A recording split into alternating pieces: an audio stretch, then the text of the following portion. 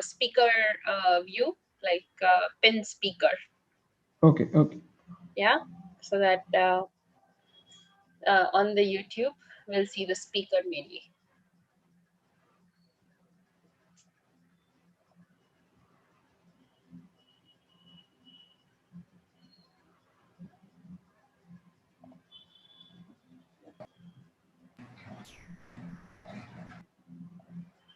I think I'm not seeing any screen on Zoom.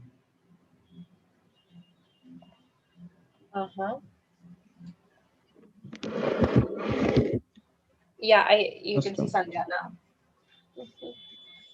Okay. Should I pin Sandhya first or Divita? No, pin Divita, please. Let me pin Sandhya later.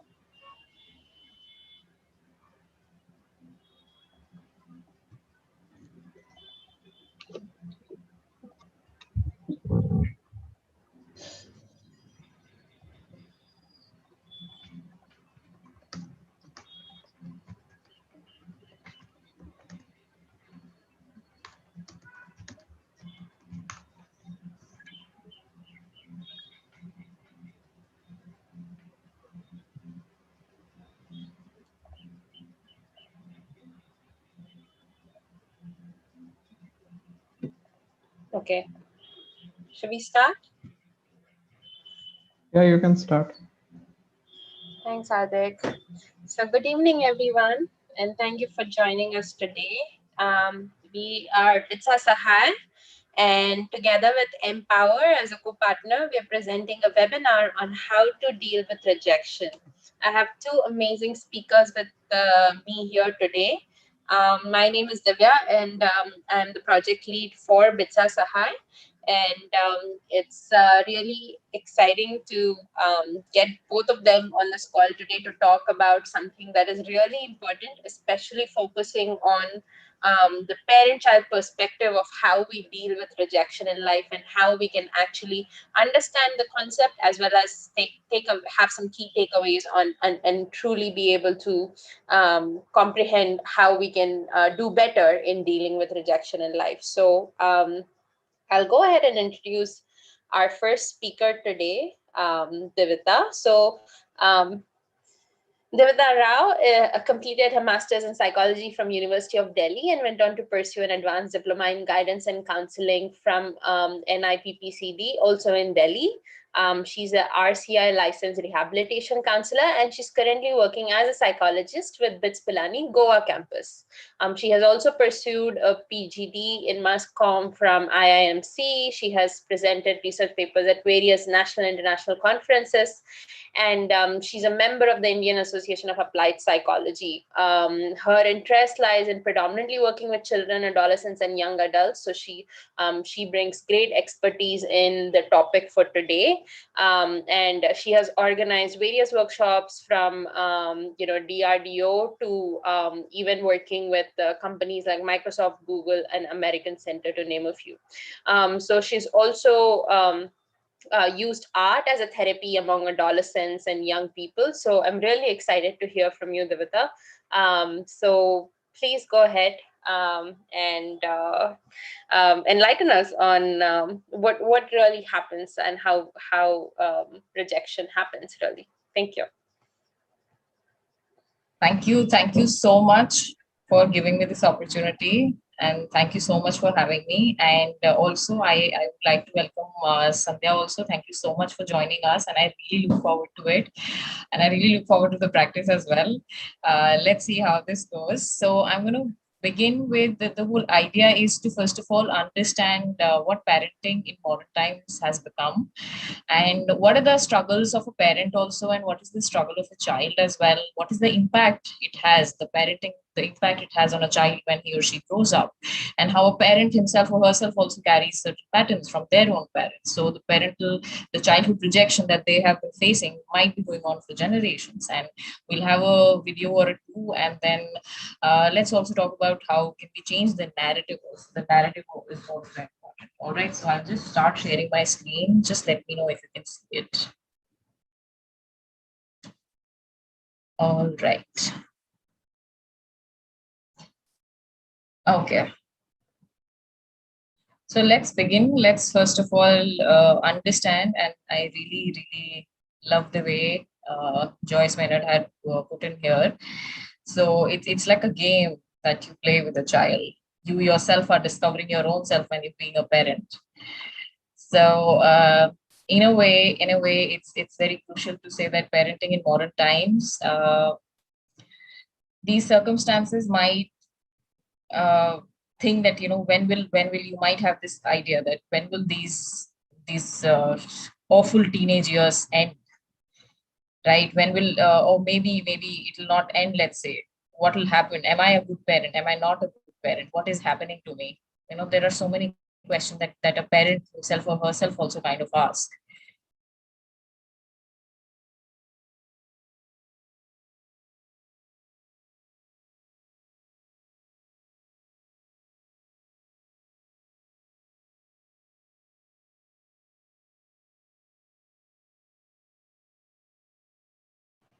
I think we lost connection from Divita. Yeah, I think that's what happened. I think it happened the last time too.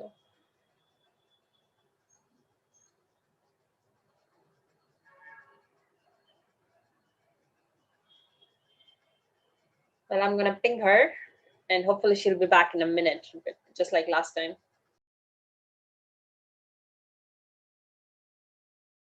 Yeah, sure. Okay, I lost my internet connection there. Challenges of modern times. No problem. All right, let me start sharing again.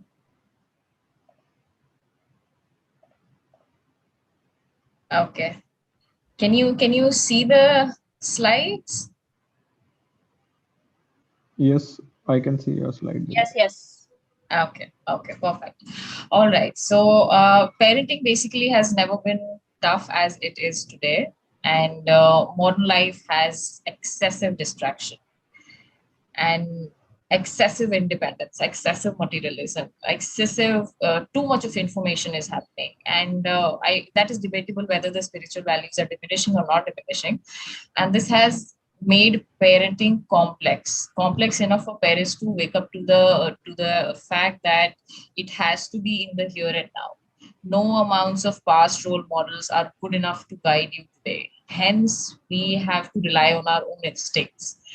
And along with increase of our understanding of the changing needs of today's times, parenting certainly can be very challenging also and can be rewarding as well.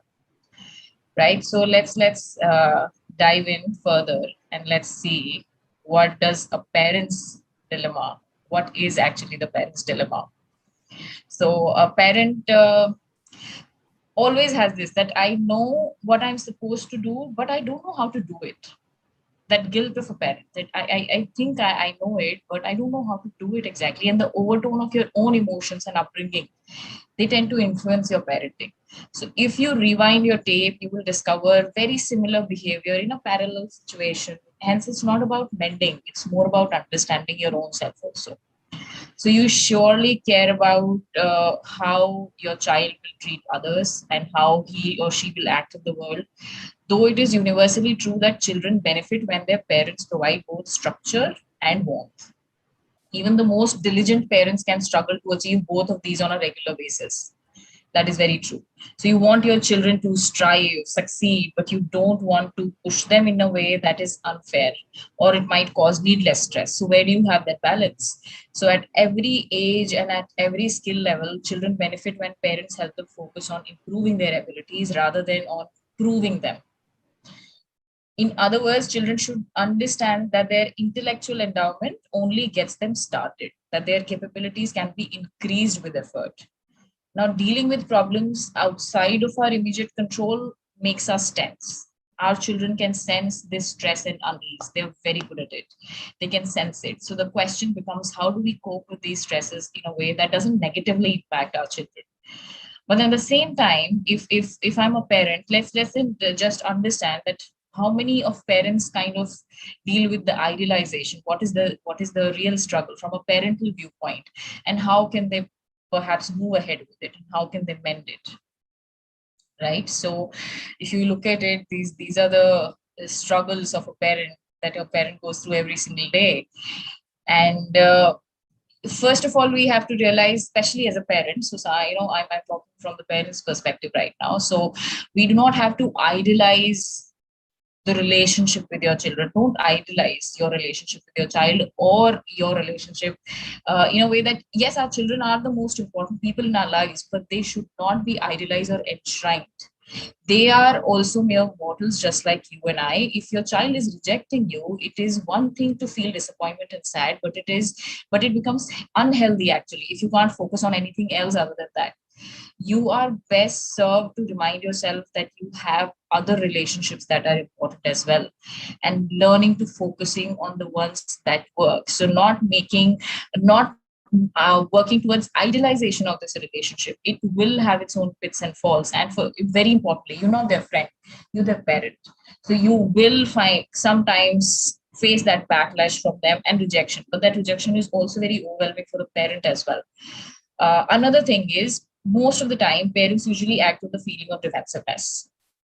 If you feel defensive, learn to talk with your own head first, instead of and try keeping the mouth shut, because when you try to defensive, you simply explaining, you giving justifications. You should, if as a parent should not, they should not defend themselves to their own child. Perhaps they can say something neutral, such as, I have a different perspective on that story, but I'm not going to defend myself because it won't be productive. You really have to remind yourself on that one. Another thing, one thing very certain in life, that it is all about letting go. As parents, the job is to raise children to the best of the ability, whatever ability at that moment you had, and teach them how to be independent, how to be productive adults. If during the process they choose a path with which a parent does not agree on, at that moment, a parent can remind themselves that we can't live their lives for them. Learning to let go is the best way to manage any part of life that doesn't go the way we expect, including when our children choose to not go after the desires that I might be having. That also includes rejection, because I'm feeling rejected because my expectations are not seen through. That also roots from the desire. So learning to let go of that part, that, yeah, they're not able to fulfill the expectations that I have, and still letting them be. Then feeling empowered. How do you become empowered? You do not let your rejecting child steal your personal power. That's very important. Often a parent literally gives into that. Just because you're having difficulties in this area of your life, don't get to the place where you feel personally defeated. Do what it takes to be what it takes. I mean, if you look at it, how do I feel empowered? How do I not give my personal power away, and yet let my child know that I'm with them? So that comes with a personal equation. Can you give me? I think I have to take a moment here because I'm getting a very urgent call from a student. Give me a moment. Sure. Okay. Sure. Yeah. Okay.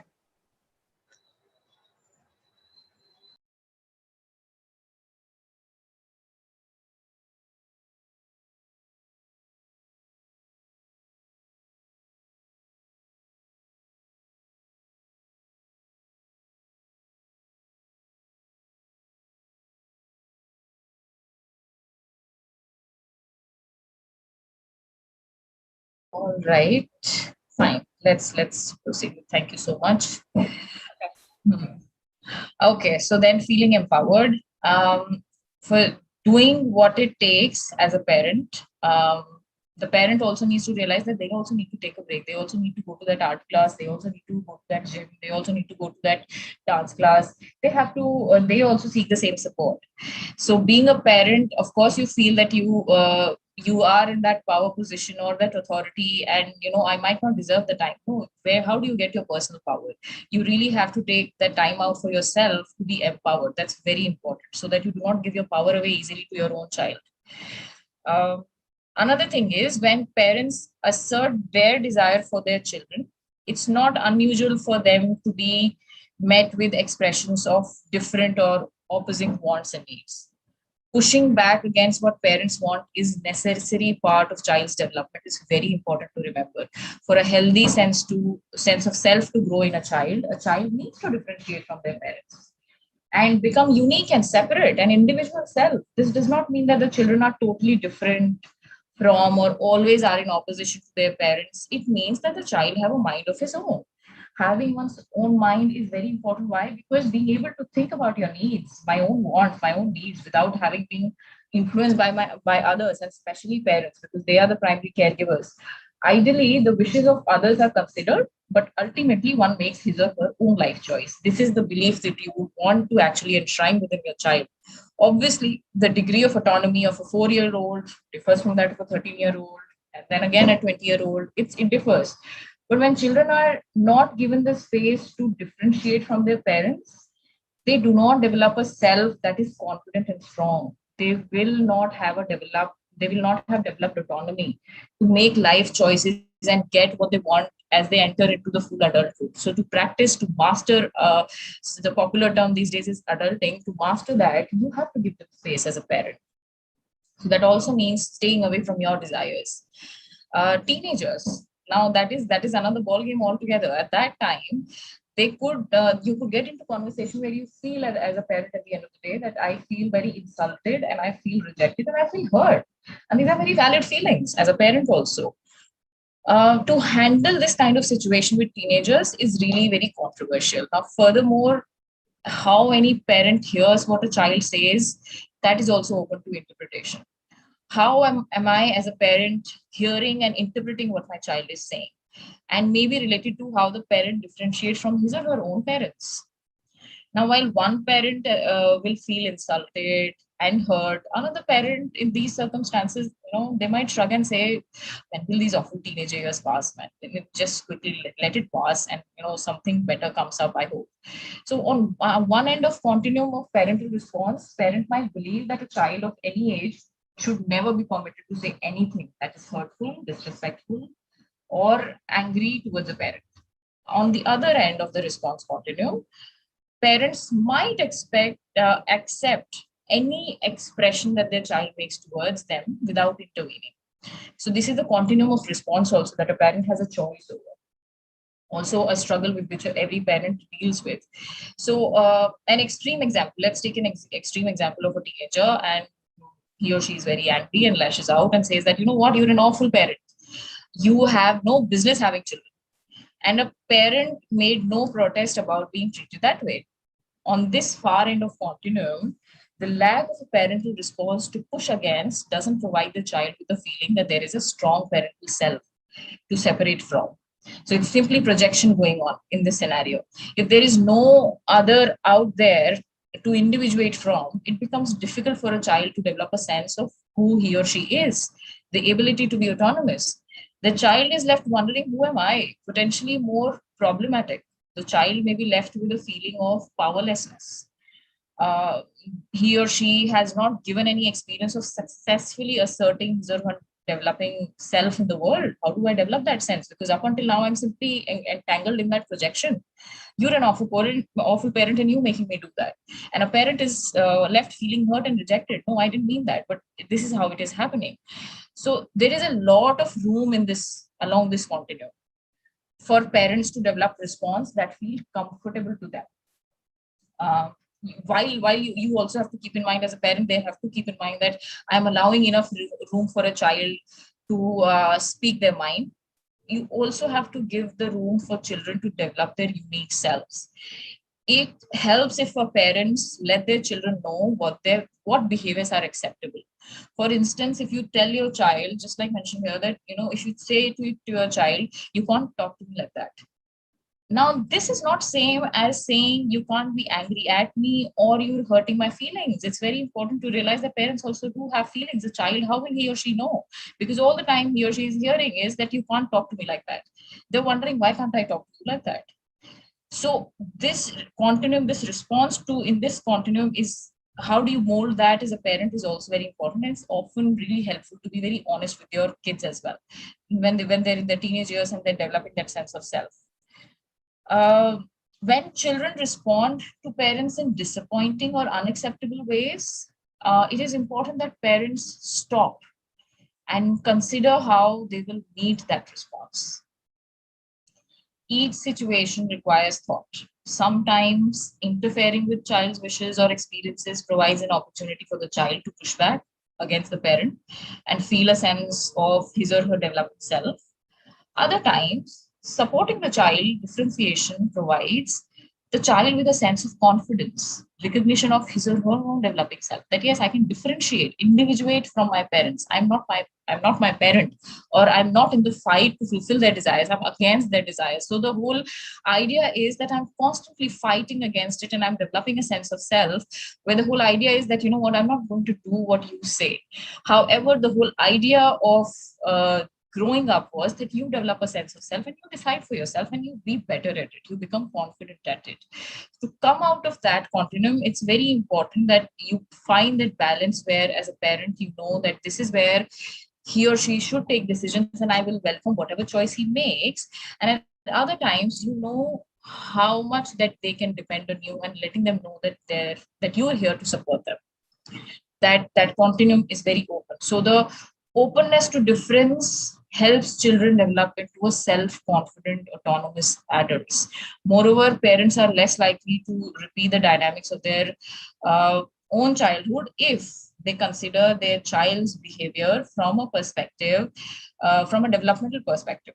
So they will be better in a position to not to take things so personally and feel less hurt and insulted and disrespected by their children. So it's very important. The more awareness as a parent, as the more awareness a parent grows, they know what change they want to inculcate in their child and what are they looking for in their child, and how can they help the child develop. Okay. All right. So let's then understand the impact. Let's go on to the next slide.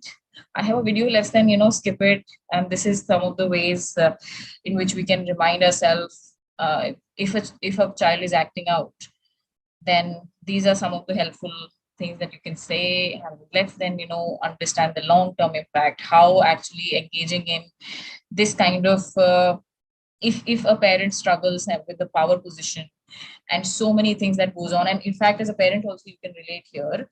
The impact on children that parents usually don't see is when they grow up, often when we have experienced a lot of rejection in childhood, we develop beliefs about not being worthy of love as a way to make sense of the fact that our parents, for example, who should have accepted us, shown us love, did not do so. And as a result, they may develop these behaviors when all grown up, and this impacts their mental health when they grow up. Another thing is automatic thoughts, which provide a lot of information about our beliefs about ourselves that stem from childhood. These are the things we immediately say to ourselves about ourselves and the world. For instance, if you meet someone new and for the first time, and you immediately question why they would even bother getting to know you, that's an automatic thought. If you have negative assumption about what people think of you or their motivations are, your childhood rejection may be affecting you. You might also relate to these points as a parent. Perhaps you yourself are struggling with your own childhood rejection, which is unconsciously getting projected on your kids now. This is very much possible. Another thing that we see is compromising becomes really difficult. If you face rejection as a child, you may feel like you can't ever truly be yourself. Because of that, you may have learned to rely on yourself more than others. You may focus less on what others think, making necessary adult skills such as compromise more difficult. People pleasing, another important tendency. So often our coping skills earlier in life are similar to the ones we use later in life. If you try to be a helper, caregiver to gain your parents' love or attention in childhood, then that can continue into adult relationship. Every child is different, so this may not apply to everyone. But if you did feel like your parents were not there to care for you, or if you experienced hard rejection from your peers growing up, it can impact you just like any other interpersonal trauma can. So if as a child you cope by going that extra mile to make people notice you in a positive way, where you may have people pleasing tendencies as an adult, right? Developing, so you also have avoidant tendencies. More often than not, they themselves are not really aware of their own emotions, so they tend to suppress them outside of their own consciousness. So it's very difficult trusting other people with your feelings when you grow up. Now, these are some of the ways. And finally, at the end of it, I would really like to say that it's as a narrative, we really need to work on the narrative that we have, the collective narrative. Because usually we believe that a person has a problem, but it's also important to go beyond it and say that person is not a problem. The problem is a problem, and the problem is social. It's very important to realize that we don't shift the blame, because being a good mother gets a mother into huge amount of guilt, and that weighs heavy on a parent also. So we can't really treat a child and say, shift the blame onto the parents and say the parenting impacted you. The parents also need to work, and we also have to change the narrative, because we also have to acknowledge that being a good mother, being a good father is also equally heavy on them. So it's their struggle as well. Okay, so again, how can we change that is also something we can work on. And another important thing finally is that we are all through other people. People are people through other people. Parents are themselves through their parents. Children are through their parents, and they're also having peers. So we're all collectively creating each other's identity. So we can, how again the narrative plays into the picture. What becomes important? Can I do something about it? What has been going on for so long? Now maybe perhaps it's time to change. So maybe you can do that. So again, working on that. Yeah, fine. I think I've taken too much time. I'll directly hand over to you, Sandhya. Yeah. Thank you so much. Thank you, Divita. That was amazing. Really some really important key takeaways there, definitely. And I think you also touched a little bit on, like what we can do, start looking at solutions and how we approach things. So that was very helpful. So I'll go ahead and now introduce Sandhya. Sandhya is ex-chairperson of BITSAA, a very dear friend, an entrepreneur, environmentalist, singer, and spiritual artist. So during her time in Pilani between 87 to 91, she did a Master's of Management Studies, and she was an active member of the music club and even founded the Cuckoo Birding Club. Sandhya took on a leadership role of 54,000 strong BITSAA Alumni Association between 2017 to 2020, and she was the first woman chairperson of the BITSAA Global Association. She's an inspiring speaker and has addressed various forums like TEDx, vegetarian advocacy, and sustainability panels worldwide. Alongside her own personal practices of yoga and meditation, Sandhya is also a certified Tamara Energy, which is a Japanese alignment technique, and Ho'oponopono, which is a Hawaiian practice, which she will talk about today, in fact. So with 25 years of business development work experience across India and Middle East, she has actually accomplished so much, and she's an inspiration to a lot of BITSians. Currently, she's the founder and managing director of an energy management and renewable energy company, which has impacted over 80 organizations to reduce their electricity consumption in the UAE. So her motto in life is to keep joining the dots in life. Think, do, be. So Sandhya, really excited to hear from you, and really you're an inspiration. So I really can't wait to know more about what you have to share today. Thank you. Thank you so much, Divita. I'm very mindful that I am sitting in a country today and very sensitive to the fact that where I am sitting today and what is happening in India is a very delicate time, and all my blessings and wishes for you and all the attendees and their families to heal and move on a day-to-day basis with great strength. And with that, I would like to take on and congratulate Divita for highlighting the connection between generations, which we carry as memories. From grandparents to parents to children and beyond, to peers. And this is living in the memory or living in inspiration is two different things. So my name is Sandhya Prakash. Thank you for the long and short of the introduction. I would like to share my screen with your permission. Yeah, let me do that. So if you guys can see this, yes. So here we are. Yes. though the BITSAA Sahaaya is a forum that is very dear to me as well. And this particular topic today, rushing into it, how to deal with rejection. Now, the rejection can be at so many levels right across the lifetime, be it of a parent or a child, like Divita explained. But I'd like to share a couple of stories as we go along of, living here. I have one son, and my childhood has been, touchwood, phenomenal. We are all, many of us are privileged, many of us are not. But I have dealt with over 400 people on a one-to-one basis when we sit for either the Tamara energy or the Ho'oponopono, like Divya mentioned. But three major areas in adult life, and especially today, the rejection happens is, all these beautiful competitions that are happening on singing competitions. You have all the Indian Idol and the other idols, the British, Who's Got Talent, and so on. Huge amount of competition. And when, with all the enthusiasm, be it kids or adults, come to perform, thinking they are the best in the world and they don't win, that is one type of rejection. So competition is the name of the game as we are growing up. And nobody ever teaches us in school or college how to deal with it at home, the parental hope, everything. So that is one type of competition and rejection in a competition.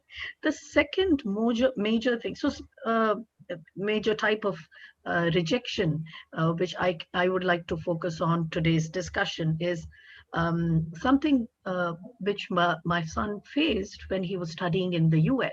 Right after studying for a couple of years, he was working there, and he was being brought up in a very society here in the UAE with all different nationalities, thinking sky is the limit and everybody is open, every country is your own.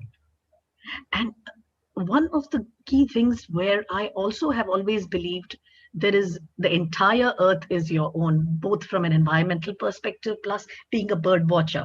And birds never have borders, right? So they fly right across. So somewhere when we used to go out into the nature and climb mountains, and it's the same mountain right across, and there are no borders.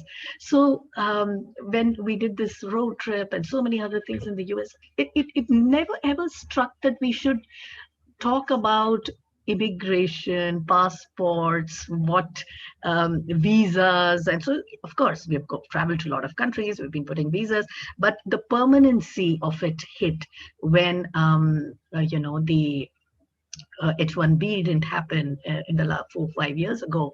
And suddenly all his dreams of being in Bollywood and Hollywood and LA, whatever he was doing at his career, came crashing down, and he was back in Dubai. And it meant that he was rejected from a country, right? It was nothing about competition. It wasn't about a relationship. There are relationship rejections.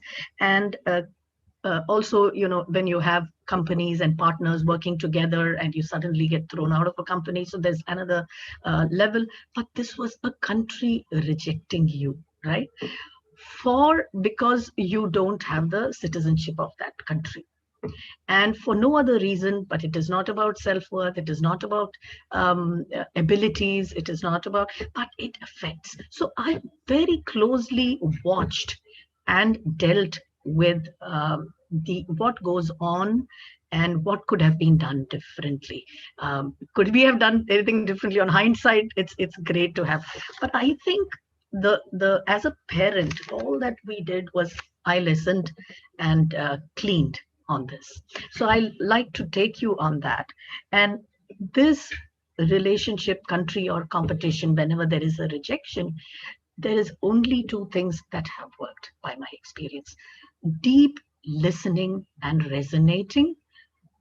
And like Divita earlier mentioned, don't try to justify, don't try. It was a learning process for sure. And cleaning. I'll come to that cleaning part shortly. I now want to introduce each one of you here listening to the story of the world's most unusual therapist. And this particular story of the most unusual therapist is a person who helped heal an entire ward of mentally ill criminals without ever seeing them professionally. Okay, I repeat this. This most unusual therapist, he helped heal an entire ward of mentally ill criminals without ever seeing them professionally on a one-to-one basis. Now, when I heard of this, I was in some meeting in Dubai, and I was driving back from about 2 hours away a city, and somebody called me and said, you know, Sandhya, you're into so many of these modalities and very curious cat to know and learn more, grow oneself. So, you know, there's something somebody very interesting who's come to Dubai, and I think you should come down and just attend this talk. It's for 2 hours or something, and come down. And I drove in and parked my car, went up. I sat. It was a nice, lovely auditorium, and they were serving little ice creams. And I said, wow, ice cream as soon as you come into a session. Okay, so we were eating, and there was this elderly gentleman who walks in, and there the story began of meeting this person. So what was so unusual about this person? I said, okay, let me listen to what he says. So when his introduction was going on, they introduced him saying, he's one of the most unusual therapists, and what he did was, for 11 long years, he sat outside in an administrative room of this mentally ill criminals where they were housed, and they were very, very violent. Nobody would stick there, no therapist, no caregiver would stick there for more than 6 months. It was in the Hawaiian State Hospital. And this is not something of a story of the imagination, it really happened. And he would sit outside, and with the entire book of each of those criminal records, he would just go and turn page to page from morning 7 to evening 7, and then he would go home. Not 1 year, 2 years, 11 long years he did this. The magical thing that continued to happen is, after some time, not only did the staff begin to start working, absenteeism, turnover disappeared, the criminally minded people who used to actually be chained and kept in the wards, the chains came off. People started getting discharged, they started getting healed, they started feeling much more relaxed and at peace. And at the end of 11 years, 110 prisoners who were there, who were actually mentally ill as well, except one, all of them were discharged from that mentally ill hospital. So when this introduction finished, I'm sitting there, I said, no way, you know, what I'm listening to is something that can never be true. How can he do that, right? So then they were announcing that there's a course going on for the next 4 days, and please do come, and if you want to know more, let's have, and people were asking him questions and so on. And all that happened in those 50 minutes, 50 odd minutes, was I wanted to deeply spend the next 4 days with this person. This is how he looks. And his name is Dr. Ihalakola Hugh Len. He's a Korean origin, but he lived in Hawaii for many years and very closely resonated with the ancient American Indian traditions. So I'm really, really privileged and honored and deeply grateful for this time that I spent with him right here in Dubai for over 4 days. Why am I so deeply grateful for that time? Because I learned something which is so simple and have been practicing for the last almost 15 years, is a mantra. The mantra just goes, I love you, I'm sorry, please forgive me, and thank you. It is a note of love, apology, repentance, and gratitude, which one repeats to oneself. You don't do it for anybody else. You, as an individual, are the center of your being, and everything that is happening outside of you is a projection of yourself. So I love you, you say it to yourself. I am sorry, you apologize. Please forgive me. There is a repentance and a deep sense of gratitude for what you have today and being thankful, right? So this simple, I said, wow, just 4 of this, and you just keep doing this. What is this mantra? It is called a cleaning tool. So cleaning, so I said, okay, from today onwards, I'm going to be a cleaner. Cleaner of what? Cleaner of myself. Why do we have to do that? Because we live either in memory or in inspiration. Meaning baggages, suppose some people believe that there is lifetimes before, and the soul comes right across, or it is just this lifetime. It doesn't matter. But today you have the choice to act out of memory of the past, or clean till there is an you can call it intuition, but intuition also comes from some part of your mind and memory, and inspiration, which is divinely guided. And within ourselves, we can invoke this by continuous cleaning process. Okay, so we have the choice every minute to live from memory or live with inspiration about today and tomorrow. Now, this particular story of Dr. Hewlin, if you see him, I'm just going back a couple of slides.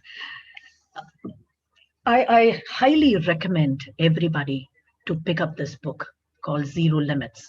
It's the secret Hawaiian system for wealth, health, peace, and more. The simplicity of that mantra is something which each one of us can follow. But why do we say this particular mantra is so, I'm using an Indian word, mantra, of course, this particular 4 words, let me put it in this way, will take you to a state of zero state. And every one of us continuously looks through a lens.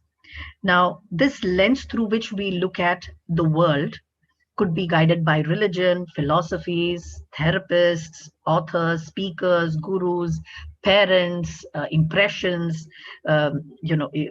It just could be a candlestick maker who said something to you and you still carry that with you. So whatever lens that you carry, all of the mind is actually, you're perceiving the world through that lens. And what this mantra keeps doing is cleans that lens, not just cleans the lens, but dissolves the lens. And once you are continuously succeeding to chant this, you'll find that there is no lens that you're looking through. It is through divinity will send a message to you, and you will be able to do the right action after that. Okay, now this is no magic potion. There is Dr. Ihalakula Hewlin. He gives a lot of credit to Keeper of Secrets, his teacher, Morona. And it's called the self-identity process called Ho'oponopono. Okay, Ho'oponopono is the Hawaiian word. And there is also a prayer called the Peace Be With You, All My Peace. Oka maluhia no me oe, ku maluhia apan loa. Now, coming from BITS, with all our scientific background, I'm an extremely critical person of questioning. I wouldn't say criticizing, but critical, because I question everything. And when I sat for those 50 minutes of his introduction and then spent the next 4 days with Dr. Hewlin and listened to the purpose of what he was trying to convey, and how can it be so simple, is because you take 100% responsibility. The bottom line is, whatever is happening to us, we are 100% responsible for that. Not only what is happening to us, but also what is happening to another person. Because the person showed up in front of you, we have to take 100% responsibility. At that moment, we have a choice of either blaming ourselves and others, or that is the easy way out, right? So we put the blame on somebody. We put the blame on the government. We put the blame on our neighbors. We put the blame on our kids. We put the blame on our parents. That is the easy way out. If it helps, do that. But remember that taking 100% responsibility is the way to be peaceful at the end. And we cannot arrive at that peace till we clean up all our memory on a continuous basis. So this, in brief, I wanted to share with all of you. And I'm really open to questions on this particular thing. And especially when it comes to rejection, we all get rejected from so many areas. At this point in time, I know many of the BITSAA students and others have got jobs. They've been rejected from jobs which they had on hand. They really don't know the uncertainty of tomorrow, anxiety, stress. All I can say is I'm not trying to trivialize the situation. I'm deeply, deeply cleaning on a daily basis, because whenever there is pain and suffering, it is emanating from our own being. We are seeing it, we are perceiving it, we are hearing it on a day-to-day basis, and we cannot negate or say, but the only way to clean it is if we resonate at a frequency, at a vibration, with deep empathy to everything that is happening in front of us. We can clean on that memory. Yeah. So with that, I will just stop sharing the screen and open for questions. That was so beautiful, Sandhya. Thank you so much. I discovered Ho'oponopono around 4 or 5 years ago myself, and I think in a lot of ways, as you mentioned, I've used it more for my own self-healing. I think a lot of times we don't realize that we reject ourselves in many ways. We cannot accept ourselves. We cannot accept what is happening to us. We cannot accept who we have become in certain situations. And I think more than anything else, what I have used Ho'oponopono as a self-acceptance tool. So clearing away anything that I can't accept about myself. And so that was really beautiful. Thank you so much. I'm so glad that we're sharing this with the world. So that's my personal experience. I think I do have another 7 minutes left. So I'm wondering if anybody had any questions, both for Divita as well as for Sandhya. Anything to do with rejection in general, if anybody wants to share their personal experience, if anybody wants to talk about their own questions that Divita or Sandhya can answer. Yeah, I would like to ask one question to both of you, Divita and Sandhya. What will you advise to a person whose mental health condition is somewhat related to childhood emotional neglect? Should he or she blame his parents or accept them that they were not aware of such thing in the past? What you will advise here? So, Hardik, see, the thing is, whatever has happened in the past, right? And it is, the present is playing out from a recorded music or a recorded noise of the past. So if we don't put it into the recycle bin, in fact, putting in the recycle bin is also not an option because it's still there, right? Till you go and physically delete it from the recycle bin, a file, it is also existing in the computer. So same way, any of these memories which are there in the past, it will keep showing up during the lifetime. It will show up in the sense, it will show up with when you get married, when you have children, it will show up at that time. If you have a friend, it will show up again in that particular relationship, or you'll see it happening in front of you. So it keeps playing on, and it brings you back the memories of your particular rejection. And it is a cycle that cannot be cut. So We have to clean, and there are very few tools available for actually simply being able to do it on oneself. So this is one of the tools that I found, which was very simple. And if we deeply work on it, it transmutes the fear, transmutes any rejection into love. And the only way is self-love. And for peace of mind, peace of health, peace and health and wealth, it has to be simple enough. Life is not all that complicated. So that's what I feel. Yeah, thank you, Sandhya. Divita, maybe you can share your perspective. Yeah, like I would like to give one disclaimer that I think I know most of the neglect happens.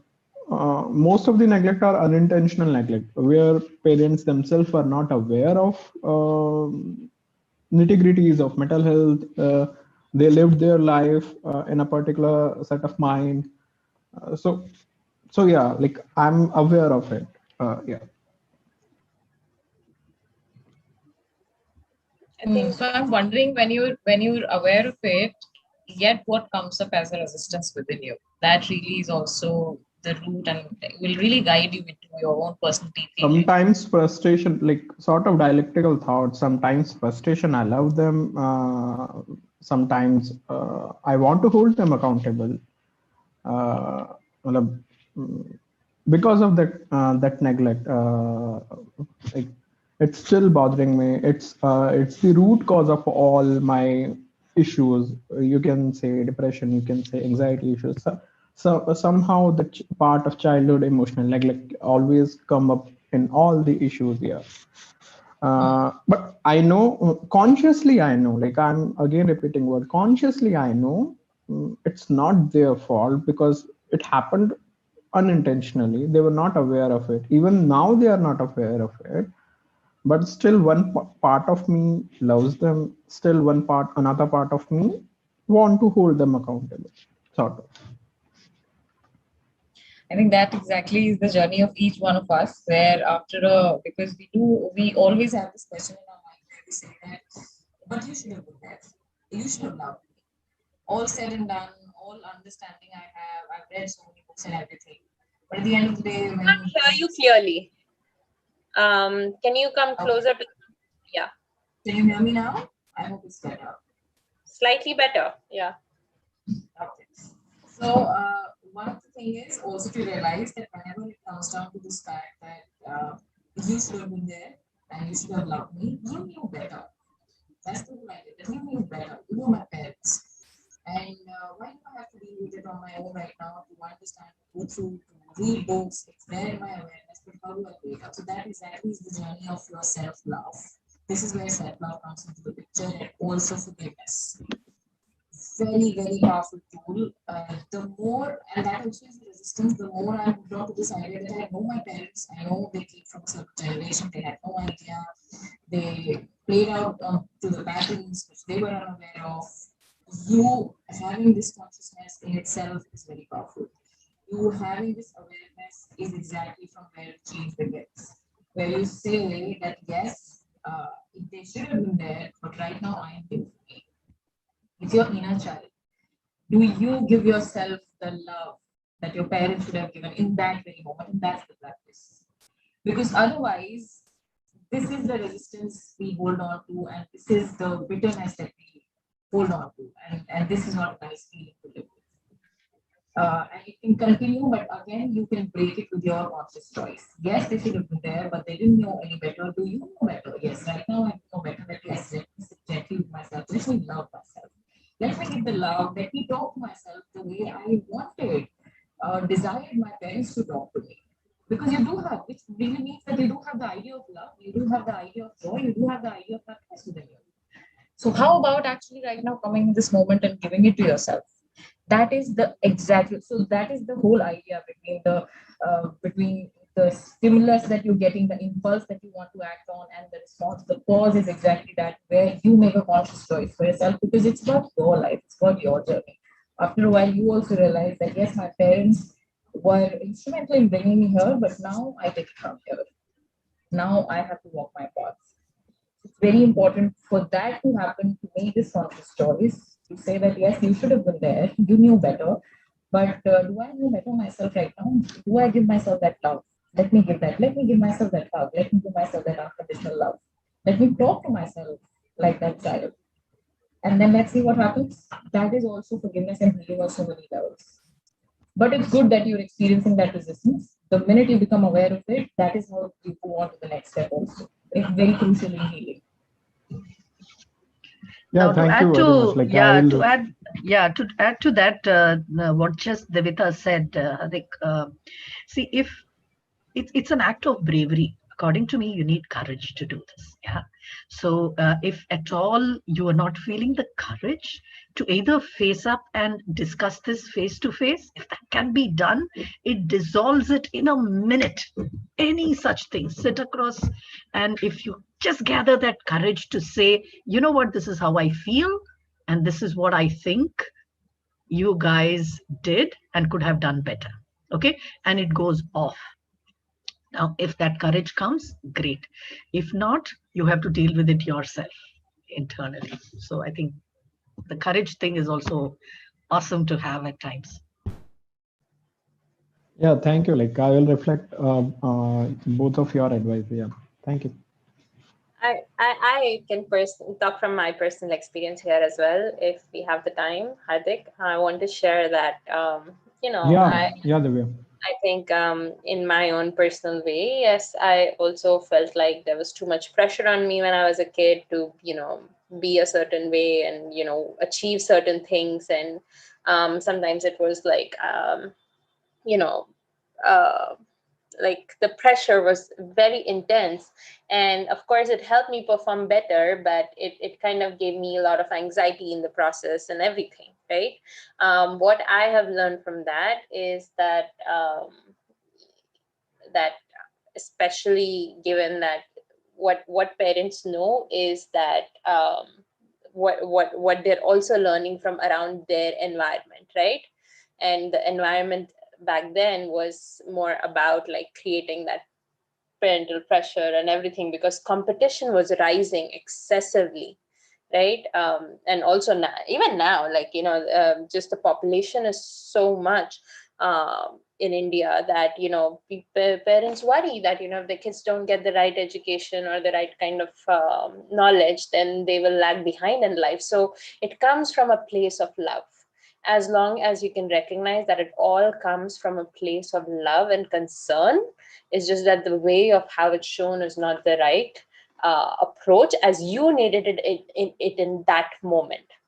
And as long as you can accept that there is love and the fact that there is concern, it was just the way it was shown was not right in the moment that you needed it as a child.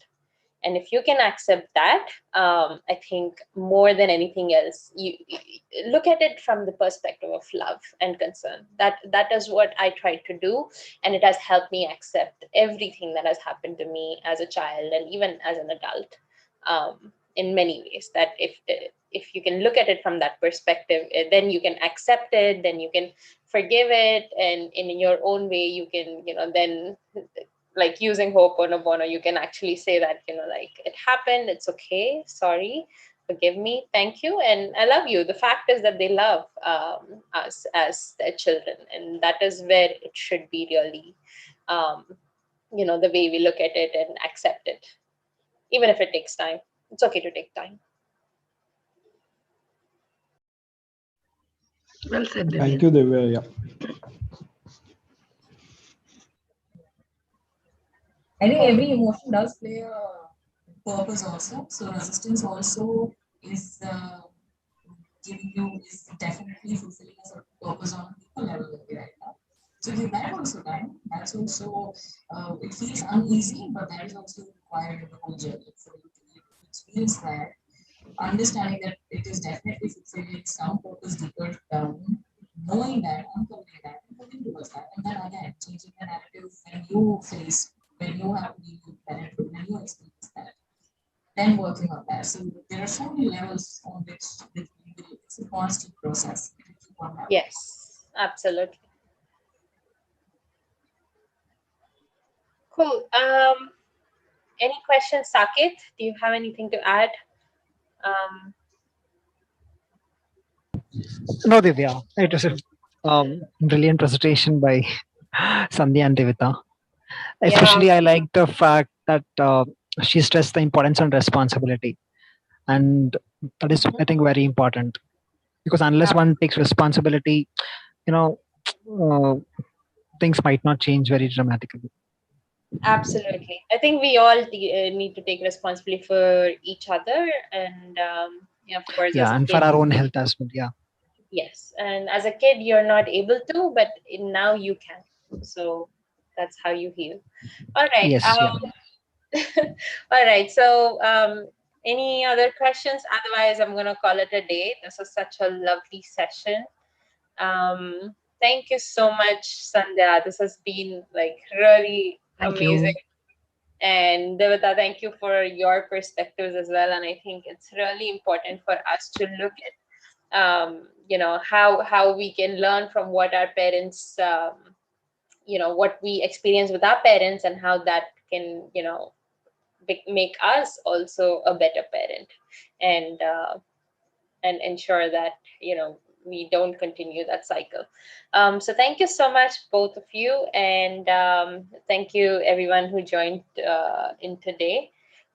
So if ever you need support, BITSAAan or non-BITSAAan, please reach out to us. We are Sahaaya at BITSAA.org. And we can connect you to empower psychologists like Divita, as well as provide you all the resources we have in the form of webinars, podcasts, etc., that we have put together so that you can understand mental health better and be able to take the power in your hands. So BITSAAans are always there to help. And I think nobody on board is that better than Sandhya, in fact. So thank you, Sandhya, for championing Sahaaya and for everything today. Thank you, Divita, as well, for being there always. Thank you, Divita. Thank you so much. Thank you, everyone. Bye. All right. Have a good night. Bye. Thank you, everyone. Bye-bye.